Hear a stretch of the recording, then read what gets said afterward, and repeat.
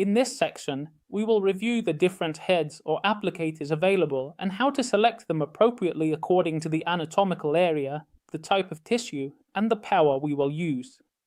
Choosing the right head not only improves the precision of the treatment, but also the comfort of the patient and the efficiency of the therapist.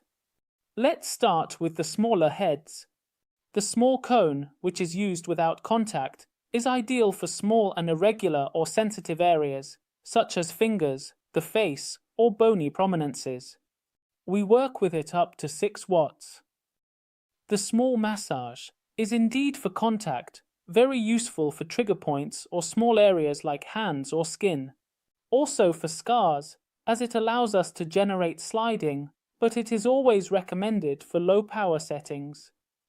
The flat window is also without contact and is applied to more superficial areas or where we cannot press, such as inflamed tissues, or with certain recent scars, for example. Now we move on to the larger applicators. The large massage ball is the most versatile head. It allows working on large muscle groups like the back and glutes and can be used at medium and high power settings. The large cone is designed for deeper areas and higher power settings, always in non-contact mode. Therefore, it is a good option when we do not want to compress the tissue. On the other hand, the XL cone is exclusive to the 40-watt equipment. It allows working with very high power without causing any discomfort. It is very useful for treating large areas such as the hips, thighs, or lower back. Finally, the rolling pin, also exclusive to the 40-watt device, allows energy to be applied quickly and evenly over very large surfaces. It is ideal for physiotherapists, for instance, who work in sports clinics with patients requiring very extensive treatments, for example, with limited time. As a general rule, whenever possible, direct contact improves the efficiency of the treatment, except in sensitive areas where the patient cannot tolerate it or where it is also contraindicated due to pressure, for example.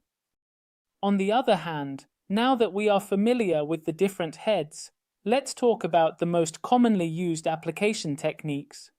The choice of technique will also depend on the type of injury, the therapeutic goal, and the clinical condition of the patient. On one hand, the scanning or slow sweep.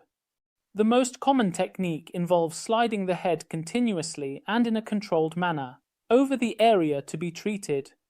It is used to cover large areas uniformly without stopping at any fixed point. It is very useful in initial phases or when the pain is diffuse, for example, in the treatment of trigger points. In this technique, the laser is applied directly to a painful point or where there is hypotonia, keeping the head fixed with a small, circular movement. It is used for very focused areas, where the aim is to modulate sensitivity or release tension.